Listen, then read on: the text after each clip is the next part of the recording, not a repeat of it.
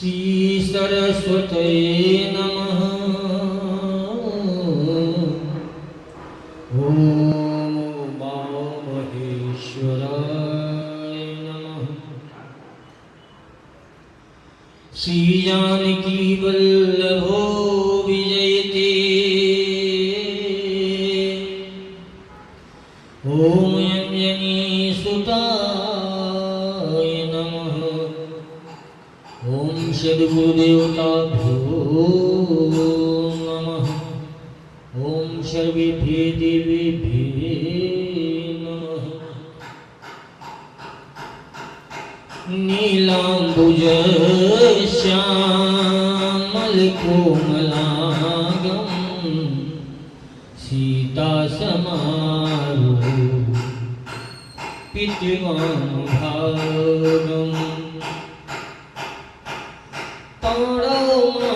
महासाय एक चारुचापं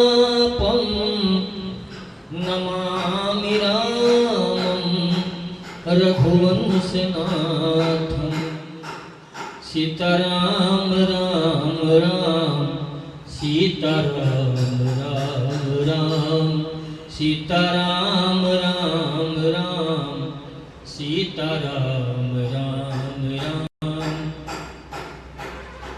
सीताराम राम राम सीता राम राम राम सीता राम राम राम सीता राम राम राम सीताराम राम राम सीताराम राम राम ओ सीताराम राम राम सीताराम राम राम सीता राम चरण रति मोरे अनुदिन बढ़ाऊँ नूरह तोरे। विधिनाथ होई हित मोरा करहूँ सुबेगी दास मैं पूरा। विधिनाथ सीताराम राम राम सीताराम राम राम। तुम शिवले सीताराम नाम भगवान की जय। प्यारो आध्यात्म का विषय शुरू होता है आस्तिकता से। इस जीवन का परम लक्ष्य हमें तब मालूम पड़ता है जब हम यह जान जाते हैं कि कौन है, क्यों आए हैं, क्या करना था और क्या कर रहे हैं। जब इस बात का भगवान की कृपा से हमको बोध हो जाता है किसी सद्गुरु के माध्यम से, जो कि कोई और नहीं अपितु स्वयं भगवान ही है। कृपा सिंधु नररूप ही गुरुदेव साक्षात भगवान है। गुरु में इंसान बुद्धि और शिव ग्रह में घात बुद्धि करना शास्त्रों में अपराध बताया गया है। तो सद्गुरुदेव भगवान जब हमें हमारे स्वरूप के बारे में बताते हैं तब जाकर के हमको यह पता चलता है कि हम कौन हैं, क्यों आए हैं, हमको क्या करना था और हम क्या कर रहे हैं।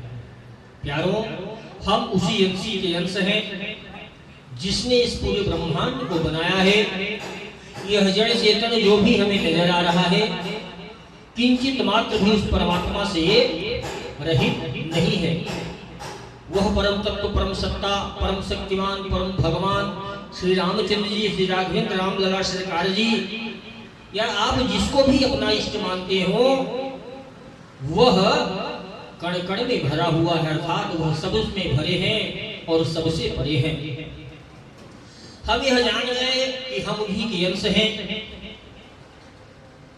जो एकाकार अधिकार पूरे इस ब्रह्मांड पे रखता है। तो हम क्यों फंसे हैं, हमारी दुर्गति क्यों हो रही है, क्यों? क्योंकि भगवान सर्वसमर्थ हैं और हम उनके ही अंश होकर के नाना प्रकार की विपत्तियों को क्यों भोग रहे हैं। हमें सुख दुख का आभास क्यों होता है, क्यों नहीं हम भी उस सुख सिंधु के जिसके बिंदु मात्र से ये पूरा संसार आनंदित हो रहा है। आनंद की जहां भी कहीं लहर आपको नजर आ रही है उस सुख सिंधु की एक बिंदु से नजर आ रही है। तो हम क्यों नहीं सुखी हो पाते हैं। प्यारो, हम सुखी इसलिए नहीं हो पाते हैं, क्यों?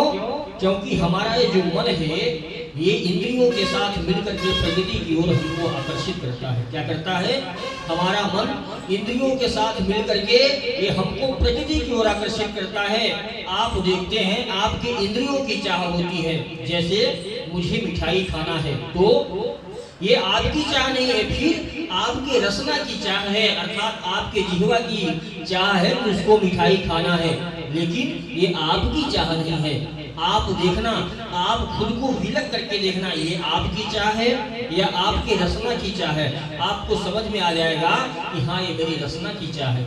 या अन्य इंद्रियां जो भी हमारी हैं, अन्य इंद्रियों की जो मांग होती है वो हमारी नहीं, अपितु इस मन के साथ तादात्म्य होकर उन इंद्रियों की मांग होती है। अपितु हमारा स्वरूप तो सुख सिंधु के समान है, तो ये मांग हमारी नहीं अपितु हमारी इंद्रियों की मांग थी। इसी बात को हमको समझना है कि इस प्राकृतिक जितने भी सुख हैं, वैभव हैं, ईश्वर हैं, हमको इनमें तादात्म्य होकर के, हमको इनसे विलग होकर के हमको उस सुख सिंधु की ओर चलना है, जिससे अलग हो जाने के कारण हम इस संसार चक्र में जन्म और मृत्यु के चक्र में पड़े हुए हैं, बार बार जन्म लेते हैं, बार बार मृत्यु को प्राप्त होते हैं। प्यारो, इसी सत्यवाद का जब हमें सदगुरु के द्वारा बोध हो जाता है, सिर्फ कहने और सुनने से काम चलने वाला नहीं है, अपितु अलग अलग जैसे जल और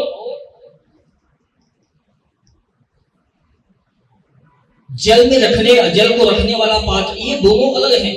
इसी प्रकार से हमारा शरीर, हमारा मन, हमारा चित्त, हमारी बुद्धि और हमारा अहंकार, ये सब अलग अलग है। हम ये नहीं है। ये सारी चीजें हमको इसलिए मिली है कि हम इन सब चीजों को प्रकृति में संलिप्त न करते हुए परमात्मा में समर्पित करते हैं। अर्थात हमारे मन, चित्त, बुद्धि और अहंकार को जब परमात्मा को समर्पित कर देंगे तो क्या होगा? हमारी सारी क्रियाएं उपासना बन जाएंगी। क्या बन जाएंगी? उपासना बन जाएंगी। अर्थात हम जब भी जो भी काम करते हैं, हमको भूख लगी है, ठीक है, हम खाएंगे, कोई दिक्कत नहीं, लेकिन पहले हमने ठाकुर जी को बना करके उसका भोग लगाएंगे, उसका प्रसाद चढ़ाएंगे। वो जब प्रसाद बन जाएगा, उनकी जूठन स्वरूप जब हम पाएंगे, तो हम जो पाएंगे तो उससे हमारे शरीर में कोई बीमारियां नहीं होंगी। यारो, हम लोग क्या करते हैं? हम लोग स्वयं कर्ता और भोक्ता भाव से युक्त होने के कारण सुख और दुख प्राप्त करते हैं। अर्थात यह भोग सामग्री में इकट्ठा कर लूं, क्यों? क्योंकि हमको सुख भोगना है, मैं इसका मालिक बनूं। ये हमारा अहम क्या है? हमारा अहम जो है हमको इस बात का निरंतर बोध कराता रहता है कि हमको इन वस्तुओं को संग्रह करने की आवश्यकता है, इन भोग सामग्रियों को इकट्ठा करने की आवश्यकता है। अपितु हमारी कोई चाह नहीं है। हमारा जो स्वरूप है, हमारा जो परमात्मा तत्व है, जिससे कि हम चल रहे हैं, जो हमारे अंदर बिजली है, उसमें और तुममें कोई भेद नहीं है, उसकी कोई मांग नहीं है। वो अचाह था, अचाह है और अचाह रहेगा। आप उसी सुख सिंधु के बिंदु हो, तो आपकी कैसे कोई मांग हो सकती है? यारो, यह जादू गर्मी माया आपको ये ध्यान में नहीं लाने देती कि आप कौन हो। कुछ देर के लिए हमने सत्संग सुना, भजन सुना, सुनने के बाद में जैसे ही हम घर गए, फिर से इसी संसार में, इसी माया में तादात्म्य हो जाते हैं, और तादात्म्य हो जाने के कारण हमको ये सारी विस्मृति हो जाती है। जैसे पिछले दिनों सत्संग में मैंने आप लोगों को बताया था कि हमने परसों क्या खाया था, इस बात का हमको विस्मरण हो जाता है। क्यों? कि ये माया जो है बड़ी प्रबल है। माया क्या है? बड़ी प्रबल है। हमको इस बात का बोध ही नहीं रहने देती कि हमने क्या खाया था, क्या पिया था। इसी प्रकार से जब हमको परसों की स्थिति नहीं है, तो हम कौन है, क्यों आए हैं, क्या करना था और क्या कर रहे हैं, इन सब विषयों का बोध कैसे रहेगा? प्यारो, इसमें तो कोई भी दो राय नहीं है क्या कि हम उस अंशी के अंश हैं जिसका पूरे ब्रह्मांड में अधिकार है, जो इस पूरे ब्रह्मांड को चला रहा है। लेकिन इस बात का बोध हमें तभी होगा प्यारो, जब निरंतर हम भजन करेंगे। क्या करेंगे? भजन करेंगे। और भजन भी क्या? प्रभु के पावन नाम का उच्चारण। या तो हरि कीर्तन करेंगे, या तो नाम रटन करेंगे। नाम जप के भी कई प्रकार हैं। वो क्या है महाराज? देखिए हमको हमारे जीवन का उद्देश्य पता चल गया। क्या हम उसी अंशी के अंश हैं? हमारे जीवन का परम लक्ष्य है भगवत प्राप्ति, अर्थात हम भगवान को प्राप्त कर ले, हमको भगवत प्राप्ति हो जाए, हमारा जन्म मरण से ये चक्र हमेशा हमेशा के लिए छूट जाए। ये हमारे जीवन का परम लक्ष्य है। क्या? भगवत प्राप्ति, अर्थात जिस अंशी के अंश हैं उसी में जाकर के हम मिल जाएं। अब ये परम लक्ष्य तभी सधेगा, ये माया तभी मरेगी, ये माया हमको तभी न परास्त कर पाएगी जब हम निरंतर भगवत नाम जप करेंगे। ऐसा क्यों होता है? ऐसा इसलिए होता है प्यारो, क्योंकि माया और मायापति, माया को बनाने वाला कौन है? मायापति हैं। उनको इस सारी बातों का नॉलेज है कि क्या सत्य है क्या असत्य है, लेकिन हम माया में इतने संलिप्त हैं, हमारे मन चित्त बुद्धि अहंकार इतने संलिप्त हो जाते हैं माया में कि हमको इस बात का बोध ही नहीं रहता कि क्या सत्य है क्या असत्य है। ये पूरा संसार इंद्रजाल की तरह है भैया, सिर्फ दिखने का है। काहे का है? दिखने का है। जैसे आपने देखा होगा गांव में कोई जादूगर आता है, इंद्रजाल दिखाता है, एक छोटी सी टोकरी लेगा, फिर उसमें से बोलेगा भैया आपको क्या देखना है, आपको क्या देखना है। जो बोलता है वो निकाल देता है। उसने बोले हमको जलेबी खाना है, गर्मा गर्म जलेबी निकाल दी, और आपने जैसे हाथ लगाने की कोशिश करी, मना कर देगा। क्या? खाना मत। क्यों? क्योंकि ये देखने के लिए है, खाने के लिए नहीं है। ऐसे ही ये पूरा संसार सिर्फ देखने के लिए है प्यारो। ये नाशवान है, आज है कल नहीं रहेगा। हमारा ये जो मन है ना, ये क्या करता है? हमको हमारे चिंतन की प्रधानता पे ध्यान देना। ये हमारा मन कभी किसी व्यक्ति का चिंतन करता है, कभी किसी वस्तु का चिंतन करता है, कभी किसी स्थान का चिंतन करता है, और इन तीनों में से निकाल करके हमको भगवान के 4 चीजों में लगाना है। किन किन में? नाम, रूप, लीला और धाम। काहे में लगाना है? नाम, रूप, लीला और धाम। इन तीनों चीजों से हटाना है। आप देखना, ध्यान देना अपने मन की चाल पे। या कभी किसी व्यक्ति का चिंतन करेगा। अच्छा, व्यक्ति का चिंतन भी कैसे करेगा? या तो राग से करेगा, राग बोले तो प्रेम से करेगा। कितना अच्छा आदमी है, मेरी कामनाओं की पूर्ति करता है, मुझे कितना प्यार करता है, आदि आदि तरीके से। या तो किसी व्यक्ति का चिंतन करेगा, या किसी वस्तु का चिंतन करेगा कि कितनी सुंदर वस्तु थी, यदि मैं उसको खा लेता तो मुझे आनंद आ जाता। या किसी स्थान का, कोई रमणीय स्थान है जहां आप गए हैं, आने जाने का, या आपकी इच्छाएं अधूरी रह गई हैं।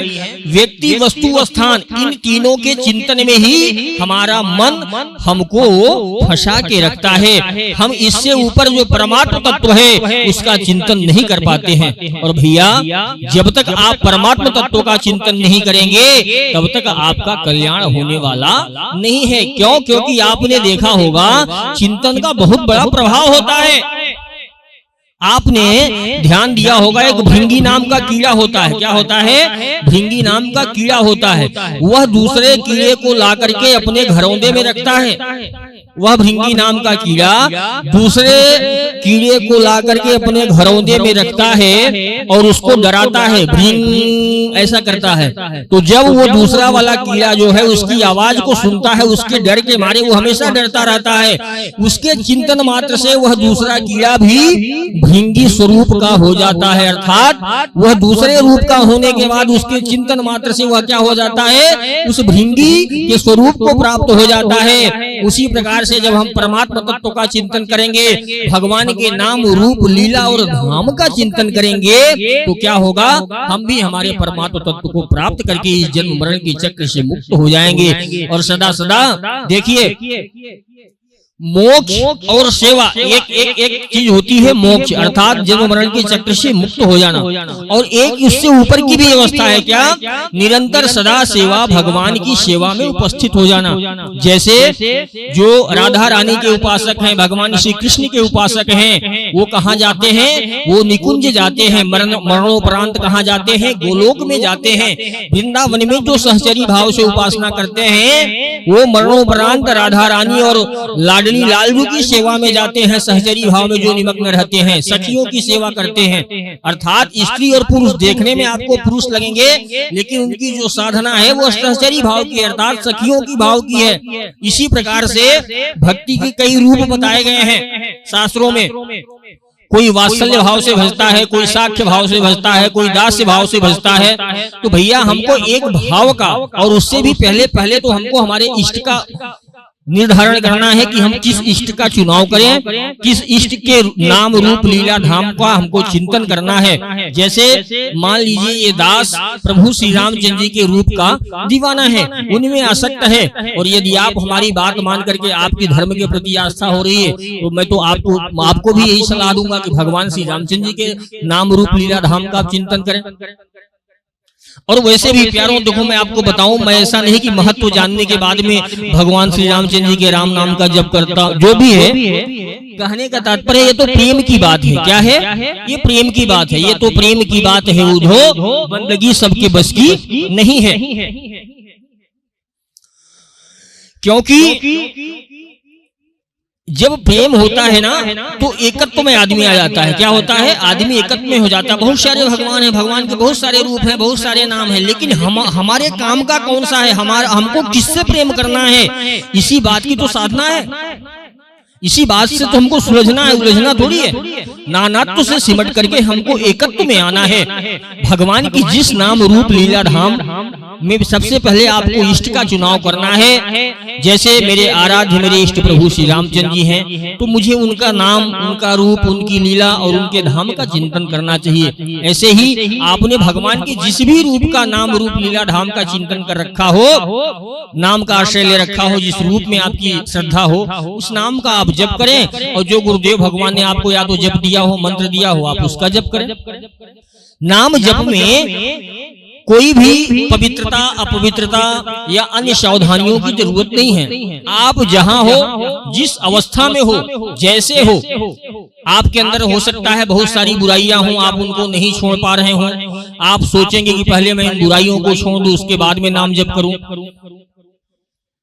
तो ऐसा बिल्कुल नहीं है प्यारों, ऐसा इसलिए नहीं है। आप जहां हो, जिस स्थिति में हो, आप ये सब छोड़ दो कि मैं ऐसा हूं, मैं ये करता हूं, मैं वो करता हूं, तो भगवान मुझे स्वीकार करेंगे कि नहीं करेंगे, ये सब बात की बात।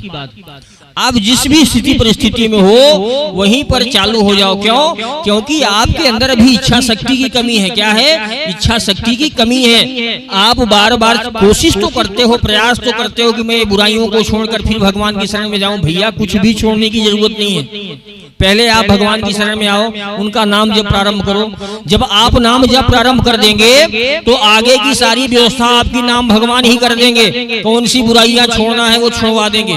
क्यों? क्योंकि वो समर्थवान है। भगवान का नाम सर्वसमर्थवान है। आपके अंदर वो शक्तियां नहीं है कि आप किसी भी चीज का परित्याग कर दो। आप मन और विषय के गुलाम हो चुके हो। भगवान का नाम सर्वसमर्थ है। आप जप करके तो देखो, आपकी सारी बुराइयां ऑटोमेटिक गायब हो जाएंगी। आप प्रारंभ करो, जहां हो, जिस स्थिति में हो, जैसे भी हो, इन प्रकारेण भगवान के नाम का, उनके रूप का, उनकी लीला का और उनके ध्यान का चिंतन करना शुरू करो। प्यारो, रही बात मेरी कि मैं क्यों प्रभु श्री रामचंद्र जी का उपासक बना, तो इसका एक कुछ निजी विषय है। कभी मैं कोई ऐसा मौका आया या कभी साक्षात्कार, इंटरव्यू वगैरह कुछ भी हुआ तो मैं बताऊंगा आपको, बहुत बड़ी घटना है। लेकिन कहने का तात्पर्य यह है कि देखिए, प्रभु श्री रामचंद्र जी के यदि आप नाम का जप करते हो तो यह सारे नामों में श्रेष्ठ बताया गया है। प्रभु श्री रामचंद्र जी ने वरदान दिया है। क्यों? क्योंकि जब नारद जी को मोह हुआ, क्या हुआ? मोह हुआ। नारद जी तपस्या कर रहे थे, और तपस्या जब कर रहे थे तो इंद्र जी का स्वभाव है क्या? देखिए, बड़ी अच्छी बात यहाँ पे, यदि कोई साधक तपस्या में संलग्न होता है तो पूरा ब्रह्मांड थर्रा जाता है। भैया, तपस्या साधना छोटी मोटी चीज नहीं है। जब नारद जी तपस्या करने लगे, ध्रुव जी जब तपस्या कर रहे थे, तो उन्होंने क्या किया? 5 साल के बालक ने एकाकार होकर एकात्म होकर के जब देखा कि भगवान नहीं आ रहे हैं, चौथे 5वें महीने में नहीं आए, तो उन्होंने क्या किया, अपनी श्वास को रोक लिया। क्या किया ध्रुव जी ने? अपनी श्वास को रोक लिया। और जब ध्रुव जी ने एकात्म होकर के पूरी श्वास को रोका तो पूरे ब्रह्मांड की श्वास रुक गई। ये होती है साधना की शक्ति। पूरे ब्रह्मांड की श्वास रुक गई। सारे लोग जाकर के कहने लगे, बोले नारायण ध्रुव को दर्शन दो, सब व्याकुल हो रहे हैं, पूरी धरा व्याकुल हो रही है। तो भगवान ने कहा, नहीं देवताओं, मैं ध्रुव को दर्शन देने नहीं अपितु ध्रुव का दर्शन करने जाऊंगा। तो ये होती है साधना की शक्ति, ये होती है नाम जप का प्रभाव। भैया नारद जी ने ध्रुव जी को सिर्फ यही कहा था कि भैया आप इस मंत्र का जप करो, ओम नमो भगवते वासुदेव का, वासुदेवाय का, और जाकर के वो जप करने लगे। और 5 महीने में 5 साल के छोटे से बच्चे ने, देखो 6 साल के छोटे बच्चे ने भगवान को प्रकट कर लिया हो, तो आप क्यों नहीं कर सकते हो? क्यों? क्योंकि आप में ये दृढ़ निश्चय नहीं किया कि हमारे जीवन का परम उद्देश्य क्या है, भगवत प्राप्ति। आप भगवान को प्राप्त नहीं करना चाहते हो तो भगवान के पास इतना थोड़ी टाइम है कि जबरदस्ती आकर के आपको दर्शन कराएंगे। एक बार आप उनके मार्ग पर चल करके तो देखो। नारद जी तपस्या कर रहे थे, नारद जी तपस्या कर रहे थे तो देवराज इंद्र को घबराहट हुई, कहीं ऐसा न हो मेरा पद छिन जाए। उन्होंने भेजा किसको? कामदेव को। बहुत सारी अप्सराएं आती हैं और नृत्य आदि करके उनको रिझाने की कोशिश करती हैं। कामदेव ने अपना पूरा ऐसा प्रभाव जमाया कि पूरी सृष्टि काममय हो गई, लेकिन नारद जी पर कोई असर नहीं भया हो। क्यों? क्योंकि हरिदासों पे देखो, भगवान के भजन में बहुत बड़ा बल है। मैं आपको एक बात बताऊं, जो भगवान की तपस्या में, जैसे आज आपने भगवान की शरणागति लेकर के भजन करना प्रारंभ कर दिया, आज आप भगवान की शरण में हुए, आपने निश्चय लिया कि आज से मैं सिर्फ और सिर्फ भजन ही करूंगा। नारायण मेरे जो भी अपराध हैं आप उनको उचित समझें तो क्षमा करें, या जैसा समझें आप दंड दें, जो आपका निर्णय हो, लेकिन आगे से मैं कोई अपराध नहीं करूंगा। आज से आपकी शरण में हूँ, आज से आपकी शरणागति स्वीकार करता हूँ, तन मन वचन से मैं आपके अधीन हूँ। तो तुरंत ही, चाहे आज किसी ने शरणागति ली हो, चाहे 20 साल पहले ली हो, भगवान के वहां ऐसा सिस्टम नहीं कि 20 साल पुराना बंदा है तो इसके लिए वीआईपी व्यवस्था नहीं। तुरंत तत्काल करौ सद्यते ही साधु समाना। तुरंत ही जैसे उसने शरणागति ली, भगवान की दिव्य शक्तियां उसकी रक्षा में लग जाती हैं। क्या करती हैं? उसकी दिव्य शक्तियां भगवान की जो है उस भक्त की रक्षा में लग जाती है, जिसने भगवान की शरणागति लेकर के भगवान की पूजा उपासना करना प्रारंभ कर दी। भगवान की दिव्य शक्तियां उसकी रक्षा में लग जाती हैं। तो नारद जी पर कामदेव का कोई प्रभाव नहीं हुआ। क्यों? क्योंकि भगवान की दिव्य शक्तियां उनका रक्षा कर रही थी। तो भैया नारद जी पे कोई प्रभाव नहीं हुआ। नारद जी जगे, देखा कामदेव अपना प्रयास कर रहे हैं, उन्होंने कहा कोई बात नहीं बच्चा, चले जाओ। क्यों? क्योंकि संतों का हृदय कोमल होता है, लाग दया कोमल चित संता। नारद जी के कोमल हृदय में दया आ गई। उन्होंने कहा ठीक है काम जी, आपने अपना कोई प्रयास कर लिया, पूरा प्रयास कर लिया, मैं आपको श्राप नहीं दूंगा, आप जाइए। कामदेव जी भयभीत हो गए। क्यों? क्योंकि तपस्वियों में शक्ति होती है, वो चाहते तो पल भर में उनको कुछ भी कर सकते थे अपनी तपस्या के बल से, लेकिन नारद जी ने उनको कुछ नहीं किया। भैया कामदेव जी चले गए। कामदेव जी तो चले गए, काम का उन पे कुछ असर नहीं हुआ, क्रोध का कोई असर नहीं हुआ, लेकिन उनके मन में अर्थात नारद जी के मन में एक अभिमान की फुंसी उत्पन्न हो गई हो। और भगवान का काम क्या है? भगवान अपने भक्त के हृदय में किसी भी अभिमान रूपी फोड़े को पनपने नहीं देते हैं। तो भगवान ने एक लीला रची, बड़ी सुंदर लीला है, ये उसको श्रवण करते हैं। नारद जी चले, सबसे पहले कहाँ पहुंचे? अपने पिताजी ब्रह्मा जी के पास में, और ब्रह्मा जी से बताया। ब्रह्मा जी हंसने लगे, बोले बेटा मुझे तो बताया, लेकिन अब किसी को मत बताना। तो नारद जी ने सोचा कहीं ऐसा ना हो पिताजी मेरी उपलब्धि से जल रहे हो, या इनको ऐसा लग रहा हो कि मेरा बेटा मुझसे भी आगे निकल गया। तो वो गए शंकर जी के पास में। किसके पास में गए? शंकर जी के पास में। और जाकर के भगवान देवाधिदेव महादेव को प्रणाम किया। भगवान ने उनको आसन वगैरह दिया, वो बैठे। तो मुस्कुराते हुए कहा, बोले प्रभु एक बात बताऊं मैं आपको, कहना तो नहीं चाहिए लेकिन फिर भी कह रहा हूं। देखो आप में और मुझ में थोड़ा अंतर है। क्या? आपको जब कामदेव ने प्रेरित करने की कोशिश करी तो आपको क्रोध आ गया। क्या आया? क्रोध आ गया और आपने कामदेव को जला करके भस्म कर दिया, उनको अनंग कर दिया। कामदेव जी को अनंग कर दिया था शंकर जी ने। वही कामदेव जी फिर जाकर के प्रद्युम्न के रूप में भगवान श्री कृष्ण के पुत्र बनकर के पैदा हुए। तो भैया अनंग का मतलब होता है बिना शरीर वाला।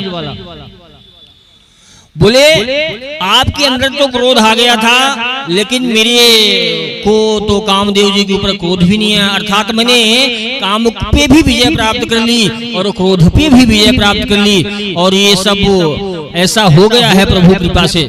तो शंकर भगवान ने कहा ये तो बहुत अच्छी बात है नारद जी, आप तो बहुत बड़े जितेंद्रिय हो गए, लेकिन आपसे एक निवेदन है कि आपने मुझसे इस बात को कहा तो कहा, लेकिन कभी श्रीमन नारायण से मत कहना, श्री हरि से मत कहना।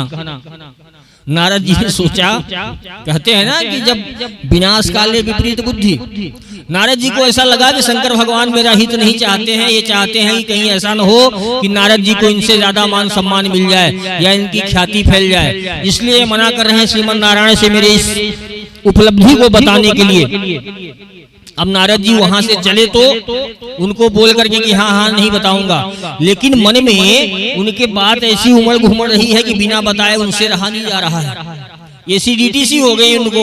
वो बढ़े और गए कहाँ? भगवान श्रीमन नारायण के पास में। और नारायण बड़े कौतुकी हैं हो। जैसे ही नारद जी को देखा तो क्या कहा? बहुरी दिनेन मुनि कीन हिंद आया। अरे मुनिराज आइए आइए आइए। भगवान उठ के खड़े हो गए। नारद जी ने सोचा भगवान आज तक कभी उठ के खड़े नहीं हुए थे, आज मेरे अंदर तपस्या का बल आ गया है, इसलिए उठ के मेरे स्वागत में खड़े हुए, मतलब मैं परम तपस्वी हो गया हूँ, महायोगी हो गया हूँ। भैया नारद जी और आगे बढ़े तो भगवान ने उनको उनकी बाहें पकड़ करके अपने आसन पे बिठा लिया हो। नारद जी तो और फूल के कुप्पा हो गए। क्यों? क्योंकि अपने समकक्ष बिठा लिया भगवान ने। नारद जी ने सोचा, बोले बताऊं कि नहीं बताऊं, बताऊं कि नहीं बताऊं। नारद जी से रहा नहीं गया। उन्होंने कहा, बोले प्रभु एक बात बताऊं मैं आपको, यद्यपि शंकर जी ने मना किया था, लेकिन मैं आपसे बता ही देता हूं, क्योंकि देखो शंकर जी को तो क्रोध भी आ गया था और मुझे क्रोध नहीं आया। मैं जानता हूं कि आपके कृपा से हुआ, लेकिन प्रभु मुझे क्रोध नहीं आया। मैं जितेंद्रिय हो गया हूं, मुझ पर काम और क्रोध का कोई असर नहीं हुआ। भगवान कहे, हाँ ये बहुत बड़ी बात है नारद जी, और देवर्षि को प्रणाम करके वहां से विदा किया। और देवर्षि नारद जाने लगे। भगवान ने एक माया का नगर बनाया। माया का ऐसा नगर बनाया कि वहां पे शील निधि नाम के एक राजा को उत्पन्न कर दिया। वो राजा की बहुत सुंदर सी कन्या थी, और उस कन्या के हाथ पर ये जो रेखाएं थी, ये लिखा हुआ था कि बड़े शील निधि कन्या जाही, अर्थात जो भी इसका वर्ण करेगा जे ही बड़े अमर सो होई, वह अमर हो जाएगा, त्रैलोक की उसके अधीन रहेगा। जब ऐसा गुण देखा, ऐसा रूप देखा नारद जी ने, तो नारद जी ने सोचा, बोले क्यों न मैं मेरा विवाह कर लूं। भैया जो अभी तक ये चेष्टा कर रहे थे तीनों लोकों में, ये बताते हुए घूम रहे थे कि मैं काम विजयी हूँ, क्रोध विजयी हूँ, उन्होंने देखो कैसा उसके रूप और सौंदर्य को देख करके, उसके आभा को देख करके उनके मन में शादी की इच्छा जागृत हुई। भैया भगवान तो बड़े कौतुकी। नारद के मन में जो अभिमान रूपी फुंसी थी, नारद की उपलब्धि से उन्हें कोई दिक्कत नहीं थी। क्यों? क्योंकि देखिए बाप की इच्छा होती है बेटा उससे आगे बढ़ जाए। तो नारद जी किसके पुत्र हैं? ब्रह्मा जी के। और ब्रह्मा जी किसके पुत्र हैं? श्रीमन नारायण के। तो ये तो और प्यारे हैं, उसकी दिक्कत नहीं, लेकिन इनके अंदर क्या है? अभिमान हो गया था। इस बात के अभिमान को दूर करने के लिए भगवान श्रीमन नारायण ने क्या किया? माया की नगरी का विस्तार किया। नारद जी ने जब उस कन्या को देखा तो उनके मन में क्षोभ उत्पन्न हो गया, और नारद जी ने सोचा अब किस प्रकार से एन केन प्रकार है मैं कैसे भी इससे विवाह करूंगा। ऐसा सोच करके नारद जी चलने लगे। भैया जब नारद जी चलने लगे तो क्या हुआ? रास्ते में ही भगवान श्रीमन नारायण प्रकट हो गए। बोले नारद जी कहाँ भगे जा रहे हैं? बोले प्रभु मैं आपको ही ढूंढ रहा था, आइए आइए। बोले क्या हुआ? बोले प्रभु अब मेरा वैराग्य से मन भर गया है, अब मैं भी घर गृहस्थी बसा करके रहना चाहता हूँ। बोले अच्छा, तुम तो अभी बोल रहे थे मैं काम विजयी हूँ, क्रोध विजयी हूँ। बोले प्रभु वो कल की बात थी, अब तो आप ऐसा कीजिए कि उस कन्या का स्वयंवर होने वाला है, उसमें देश देशांतर से एक एक से बढ़कर एक राजा आएंगे, लेकिन मैं चाहता हूँ कि प्रभु आपन रूप, बोले तो अपना रूप मुझे दे करके वहाँ पे भेजिए, जिससे वह कन्या मेरा ही वर्ण करे और मेरा भी घर परिवार बस सके। भगवान ने कहा तथास्तु एवमस्तु, और भगवान ने अपना हरि रूप, अपना ही रूप दिया। क्या हरि रूप? बोले तो हरि माने बानर होता है। क्या होता है? बानर। और भगवान ने वही हरि रूप दे करके, बानर का रूप दे करके नारद जी को भेज दिया। कहाँ? स्वयंवर में, जहाँ शीलिंदी की कन्या का विवाह हो रहा था। भैया नारद जी गए, नारद जी ने देखा, बोले अब ये कन्या निकलेगी जयमाल लेकर के और सीधा मेरी तरफ आएगी। अब नारद जी देख रहे हैं काहे को कन्या उनकी तरफ आए, तो नारद जी ने सोचा कि ये लगता है कि मेरे को देख नहीं पा रही, तो नारद जी और बीच में से उचक उचक के आगे बढ़े। क्यों? कि मेरे को देख ले, मेरे को देख ले। और सारे राजा उनके इस रूप को देख करके हंस रहे हैं। और वहीं पर शिव जी के दो गण थे, उन्होंने देखा कि नारद जी से झूठी तारीफ करने लगे। बोले कितने सुंदर लग रहे हो आप, कितने सुंदर लग रहे हो, देखना कन्या सीधा आपकी उसमें गले में आकर के जयमाल डालेगी। और नारद जी फूल के कुप्पा हुए जा रहे हैं, लेकिन वो कन्या क्या करी, जयमाल उठा करके वहीं पर नारायण दूसरे रूप में बैठे हुए थे, ले जा करके उनके गले में हार डाल दिया। अब नारद जी को तो बड़ा क्रोध हुआ। नारद जी ने वहां से भगे तो उन गणों ने कहा, बोले यही रूप लेकर के आए थे विवाह करने के लिए, जाकर के पहले अपने स्वरूप का दर्शन कीजिए। और नारद जी ने जैसे ही जल में अपना रूप देखा भैया, तो उनका तो बंदर का मुंह और लाल हो गया। क्रोध में आकर के भगवान श्रीमन नारायण को अनाप शनाप कहते हुए चले जा रहे हैं। भगवान नारायण ने सोचा कि अभी तवा गरम है। क्या है? तवा गरम है, रोटी अच्छी सिक जाएगी। अर्थात नारद क्रोध में है। अभी यदि मैं इसके सामने उपस्थित हो जाऊंगा तो जो लीला मुझे आगे की करनी है वह बात बन जाएगी। अब भैया देखिए, कामना संजायते क्रोध, काम से क्रोध की उत्पत्ति होती है। नारद जी के मन में क्या हुआ? काम, और काम से क्या आ गया? अब क्रोध, क्योंकि कामना पूरी नहीं हुई तो नारद जी को क्रोध आ गया। अब नारद जी भैया आगे चले और भगवान श्रीमन नारायण रथ पे उसी कन्या को, जिस कन्या का वरण करने के लिए नारद जी ने उनसे उनका रूप मांगा था, उसी कन्या को रथ में बिठा करके बड़ी ही द्रुत गति से विमान मार्ग से चले जा रहे हैं, वायु मार्ग से। नारद जी ने देखा, अरे कन्या तो वही है जिसके लिए मैंने इनसे रूप मांगा था, और देखो देखो देखो ये भी वही है। कौन? नारायण, जिनका मैं भगत हूँ, जिनकी भक्ति करता हूँ, और जिनसे तपस्या करने के बाद मैंने रूप मांगा था। ये तो बहुत बड़े छली है, कपटिया है। उन्होंने भैया जो उनके आराध्य हैं, देखिए जब हमारी बुद्धि भ्रष्ट हो जाती है तो क्या होता है, यही सब होता है। हमारे माता पिता गुरुजन भगवान के बारे में भी हम गलत सोचने लगते हैं। ये जितनी भी कहानियां हैं साहब, जितनी भी हमारे आध्यात्म में, ये सब हम सभी को सीख देने के लिए, संस्कार देने के लिए हैं। लेकिन हम इसके बावजूद भी यदि नहीं समझे तो हमसे बड़ा मूर्ख कौन? नारद जी को क्रोध आ गया, अपने आराध्य को, त्रैलोकी के नाथ को श्राप दे दिया हो क्या, कि जिस प्रकार से मुझे बंदर का रूप दिया है और मैं स्त्री के वियोग में आज तड़प रहा हूँ, इसी प्रकार से तुम भी मनुष्य का शरीर धारण करके पृथ्वी पर अपनी स्त्री के रूप वियोग में भटकोगे यहाँ वहाँ, और यही बंदर तुम्हारी सहायता करेंगे। तो भैया किसने श्राप दिया? नारद जी ने। ठीक है, नारद जी ने श्राप किसको दिया? नारायण को। उसी श्राप को, अच्छा देखिए भगवान ने क्या, भगवान गुस्सा नहीं हुए, भगवान ने कहा बहुत बहुत धन्यवाद आपको। और भगवान ने धन्यवाद देने के बाद में क्या किया? अपनी माया को खींच लिया। माया को खींचने के बाद में नारद जी ने देखा कि न वहां पे कन्या है, न कोई नगर है, न कोई राज्य है, कोई कुछ नहीं। अब तो नारद जी का गुस्सा गायब हो गया। क्यों? क्योंकि बिल्ली की तरह मिमी आने लगे। वो समझ गए कि ये सारा खेल मुझे फंसाने के लिए हो रहा था। तो बोले प्रभु मुझे क्षमा कर दो, मुझसे गलती हो गई। बोले कोई बात नहीं, जाओ शंकर जी के सत्य नाम का जप करो। और नारद जी उधर चले गए और भगवान आकर के प्रभु श्री रामचंद्र जी के रूप में अवतार लेते हैं। प्रेम से बोले सियावर रामचंद्र भगवान की जय। तो प्रभु श्री रामचंद्र जी का जन्म हुआ। प्रभु श्री रामचंद्र जी का जन्म हुआ और देव योग से जो भी लीला पहले से पूर्व निर्धारित थी, मैया जानकी का हरण करके दुष्ट रावण लेकर के जाता है। प्रभु श्री रामचंद्र जी माता के अन्वेषण में दर बदर भटक रहे हैं। सबरी मैया को गति प्रदान करने के बाद भगवान कहाँ जाते हैं? ऋषिमुख पर्वत की तरफ, अर्थात जहाँ पे सुग्रीव जी निवास करते थे। ऋषिमुख पर्वत की तरफ जब जाते हुए भगवान आगे बढ़ते हैं तो रास्ते में पंपा सरोवर मिलता है। क्या मिलता है? पंपा सरोवर। सुंदर रमणीय स्थल देख करके भगवान श्री लखनलाल जी के साथ में वहाँ पे ठहर जाते हैं। वहाँ मंजन वगैरह करते हैं, प्रात किया करते हैं। भगवान वहाँ पर बैठे हुए हैं। सूर्योदय की सुंदर सी लालिमा उदित हो रही है और भगवान लक्ष्मण जी को कुछ समझा रहे होते हैं। उसी समय नारद जी वायु मार्ग से उड़ करके जा रहे थे। उन्होंने भगवान को देखा, उनके मन में बड़ी पीड़ा हुई, बड़ा मन व्यथित हुआ।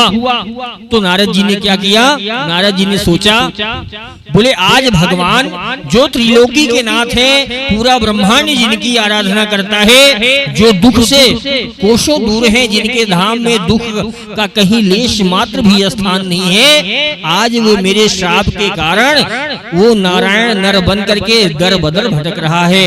ये मेरे श्राप की वजह से हुआ है। इस दोष का दोषी यदि कोई है, इस कारण का कोई निवारण है तो वो मैं हूँ। अपने आप को बहुत ही पतित जान करके मन में ग्लानि उत्पन्न हुई और भगवान श्री रामचंद्र जी के पास में जाते हैं।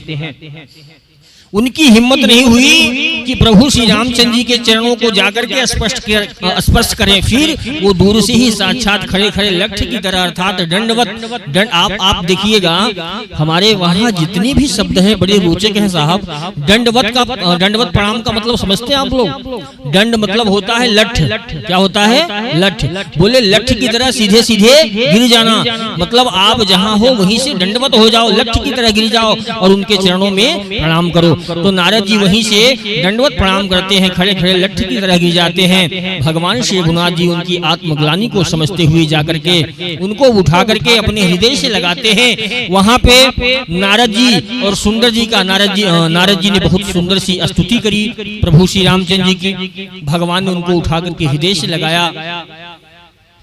उसके बाद नारद जी के मन में वही इच्छा जागृत हुई। नारद जी ने बोला, बोले प्रभु यदि आप मुझसे नाराज नहीं तो मैं आपसे एक प्रश्न पूछना चाहता हूँ। क्या?